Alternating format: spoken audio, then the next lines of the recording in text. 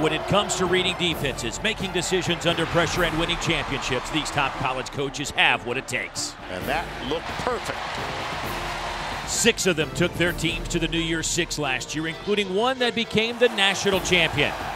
But when it comes to reading greens, making birdies, and winning the Chick-fil-A Peach Bowl Challenge, there is one team standing in their way.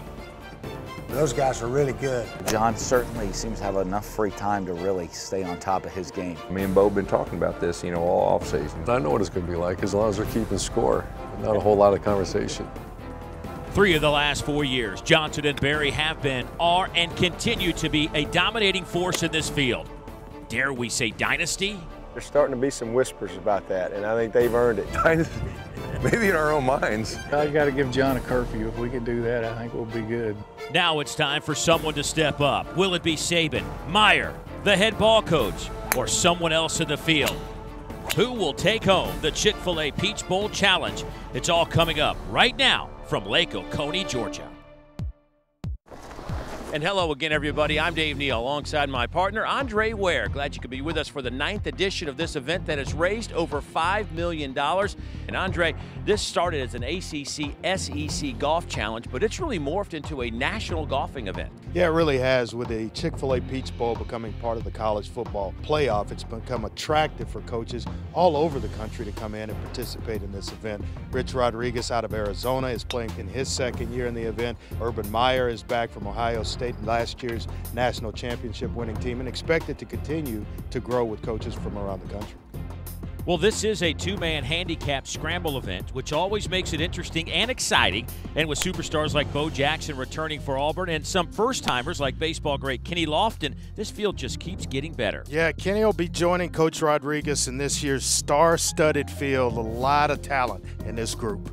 Well, Sterling Sharpe and Coach Spurrier lead us to the rest of the teams, including newcomer Scott McBrien. The boisterous Fred McCrary is back, big hitter Terry Harvey, and it's always good to see Roy Williams out here with Coach Fedora. Yeah, and last year, Coach Freeze and Sean Toohey, they made it to the final group, and all these guys, they just love coming back for this event. And they're all chasing Georgia Tech as we head to the front 9 highlights.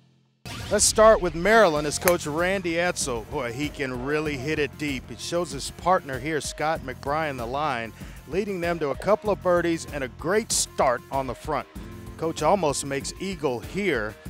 Not to be outdone off the tee box, Scott McBrien takes one deep himself. The Terps would get to 5 under through 9 holes. Boy, that is a great score as we move on to Arizona. Kenny Lofton converts that baseball swing into an impressive golf swing. He's offering up some great birdies and eagle chances as they just miss one here. Coach Rodriguez would help out with a solid short game, and the Wildcats would get to -5 as well. On to the Bearcats from Cincinnati, where Coach Tuberville found a few greens but then had some trouble knocking down putts. He and his new partner Kevin Huber scrambled, and they managed to get into the red at 1 under through 9. They are certainly going to have to pick it up on the back 9. Well, next up, Coach Malzahn and Bo Jackson, who came out firing at the pin.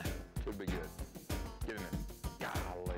Oh, the coach just misses that chip for eagle and then just slips out again for birdie. But they kept firing as Bo gets them close enough for another late birdie opportunity. And this good roll would bring them to -2 through 9.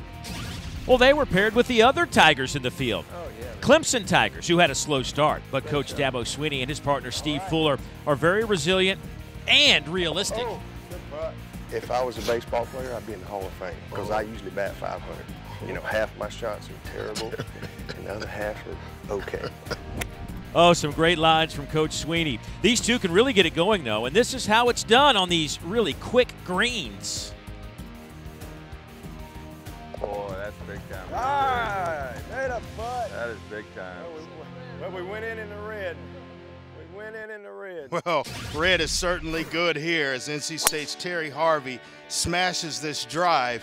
Even though they haven't taken the straight and narrow path, bouncing the ball in and out of the woods, they still managed to get off to a good start with a couple of birdies, as Coach Doran explains.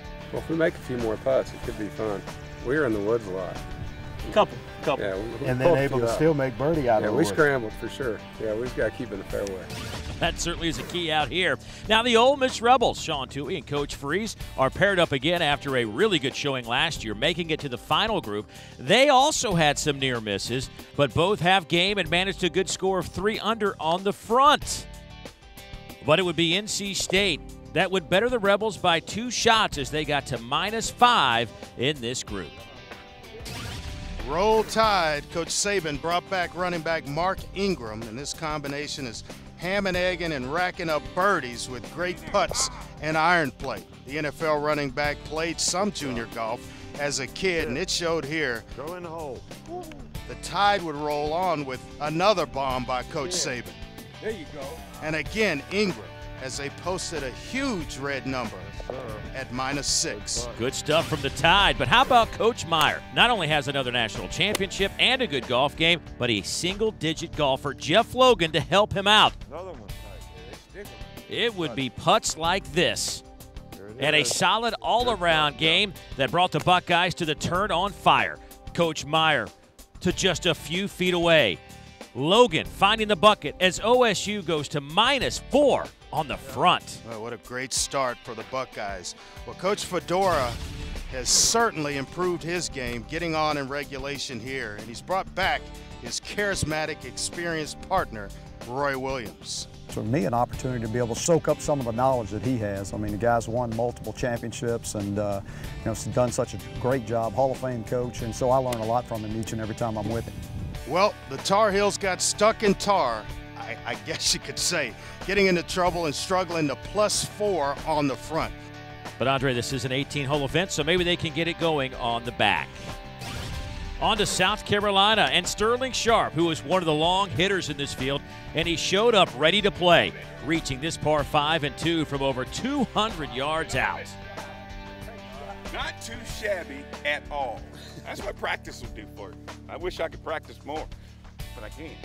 Well, practice does make perfect, or almost perfect in this case, as he just misses the eagle, but will settle for a birdie. Now, some good iron play by Coach Spurrier has been helping them out all day as he hits another green, setting them up for yet another birdie putt. And when Sterling starts to feel it, watch out as he drops another one, tying them with Alabama at 6 under. And here's what the big board looks like through 9. Alabama and South Carolina leading the way over Arizona, Maryland, and NC State. And when we come back, the defending champs, Georgia Tech, and the Bulldogs from Mississippi State. Today's coverage of the Chick-fil-A Peach Bowl Challenge is brought to you by Chick-fil-A. We didn't invent the chicken, just the chicken sandwich. By Heinz Ketchup, America's favorite ketchup. And by Lamb Weston, proud supplier of waffle fries and other potato products to Chick-fil-A for over 30 years.